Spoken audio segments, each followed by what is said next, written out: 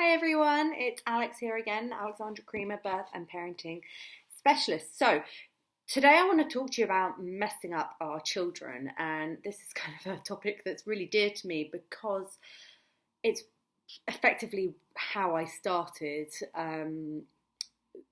this becoming my job. I had my eldest son and I suddenly panicked when he was just a few months old, maybe 4 or 5 months old, and I thought, oh God, what happens if he turns out like me? What happens if he has the same mental health issues that I had? How do I help navigate that whole, mind-blowing system of emotions and emotional health and mental health? And it was a really interesting journey for me. And so what I started to do was I started to research. I started to look at different parenting techniques.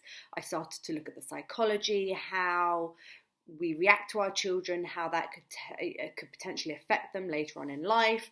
And I kind of worked out how it was and who it was I wanted to be as a parent, who it was I wanted to be as a parent, and how I wanted to parent. And I very much put that into play.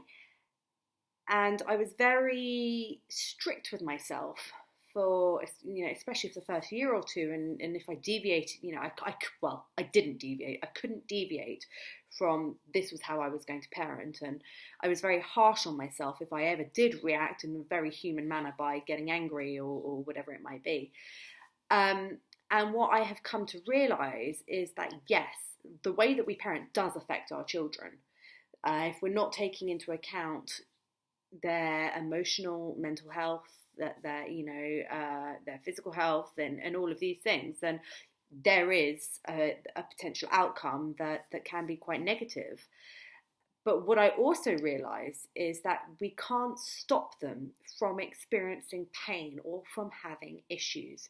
And for me, this was key. And it was a friend of mine, also called Alex, who really brought this home to me, in the fact that, I was going through quite a tough time, and my eldest was really struggling with it, and I blamed myself, and because I had lost that way that I was parenting. I wasn't able to give him what he needed because I wasn't able to support myself in that way. I needed my cup emptying, and I needed support, and until I had that, I wasn't able to give it to him either. And she basically said to me, "You cannot protect him from real life." And that was just absolutely huge. And I thought, oh my gosh, she's right. I can't protect him from real life. As much as I can do the best that I can in order to minimize any potential risk with his mental and emotional health, I can't actually stop life getting in the way.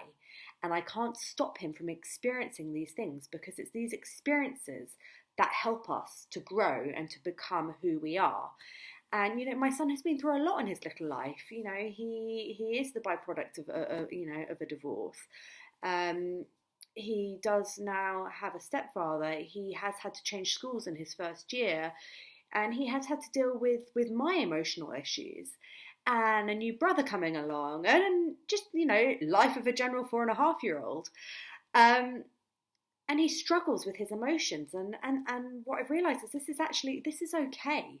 Because what I have given him in parenting the way that I've parented is the resilience to overcome these things. So while, yes, he may be affected, and yes, he might act out, and yes, may have days when he is sad and angry, and yes, he may still potentially have mental health issues when he's older, he will have the tools and the resilience to get through that. And that, to me, is what is important as a parent.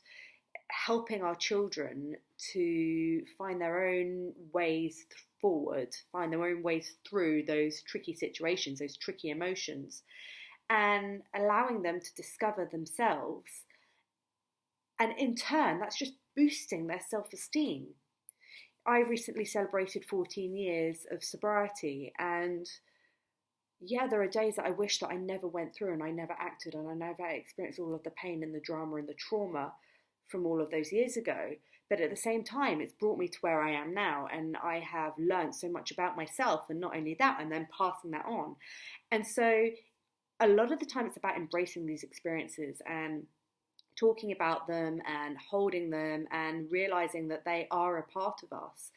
And if we can use them and channel them in a positive direction with our children, they're only going to go and do the same thing. They're only, we can't stop them growing up and, I don't know, getting mugged on the street or having their own relationship breakdowns or whatever it might be, death of a family member.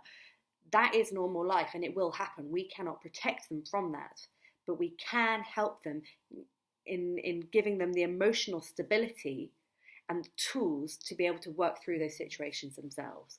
And so that's a huge part of why I do what I do. And I was just on the phone to a friend and a colleague just now, and I realised that I needed to talk about this. I needed to make this a video and remind you all that, yes, while we are all searching to be the best parent that we can be and protect our children and create this life for them, we also can't protect them in every way, but we can give them the skills. And that's what's important. So go easy on yourself, go easy on your children, and realise that we are all human. We all make mistakes, and it's about how we move forward from those that matter. Talk to you next time. Bye now.